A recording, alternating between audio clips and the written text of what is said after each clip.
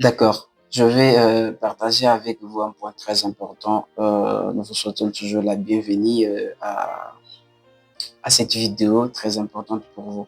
Mais bien avant, je vous prie de pouvoir aller sur les plateformes YouTube, TikTok et Facebook, de pouvoir vous abonner afin que vous ayez en totalité certaines vidéos.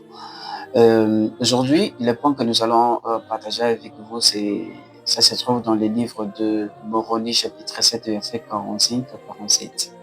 D'accord? Et ce point est intitulé La charité.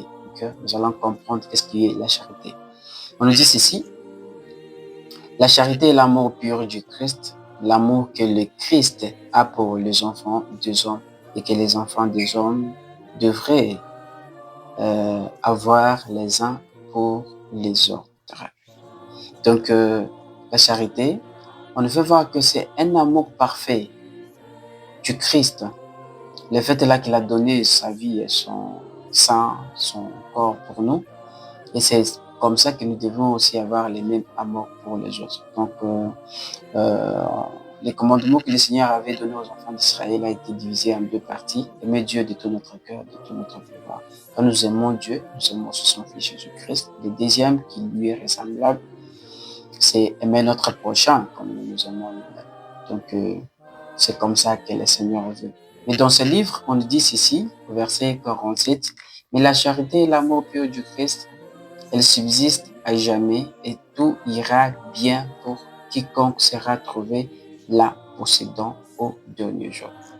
Ok, ça c'est un point très important. Mais aussi, il y a les œuvres de la charité, parce qu'on peut se dire que nous sommes charitables, mais il doit y avoir les fruits de quelqu'un qui est charitable, de quelqu'un qui a la charité, de quelqu'un qui se dit un serviteur de Dieu.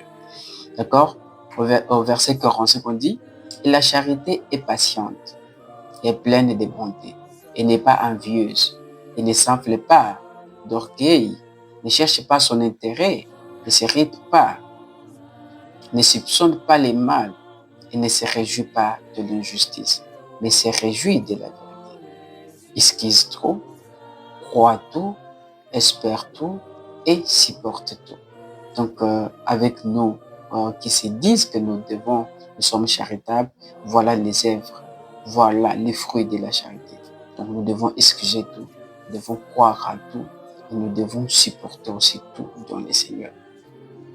Il y a dans un discours prononcé par Rachel Mario Nelson, le prophète de cette église, il a pu donner ce message en 2023. Il a pu parler sur nous avons besoin d'artisans de paix. Mais qu'est-ce qu'il a dit? Il a parlé aussi sur la charité. Il a dit la charité est l'antidote de la querelle. Ok? Il dit la charité est le don spirituel qui nous permet de nous dépouiller de l'homme naturel. Voilà. Nous savons que l'homme naturel est l'ennemi de Dieu. Celui qui n'a pas encore accepté le Christ dans sa vie et qui ne veut pas accepter toujours le Christ. Mais nous pouvons nous dépouiller de cet homme naturel lorsque nous prenons le Christ comme étant notre sauveur et rédempteur. Ok? On dit, la charité est le don spirituel qui nous permet de nous dépouiller de l'homme naturel, bien sûr, qui est égoïste, agressif, orgueilleux, jaloux. La charité est la caractéristique principale d'un vrai disciple de Jésus-Christ. La charité définit un artisan de paix. Mais en tant qu'un artisan de paix, il nous donne le conseil à l'entête de son message. Il dit, vous êtes libre de choisir la querelle ou la réconciliation. Je vous exhorte à choisir d'être un artisan de paix maintenant et toujours. C'est les paroles du président Russell Mario Nelson. Je sais que je vis, je sais que ces choses sont vraies. À toute personne qui prend son temps de pouvoir avoir la charité et mettre ces choses en pratique, le Seigneur est là pour nous aider. Il est là pour nous guider et nous bénir. Au nom de Jésus-Christ. Amen.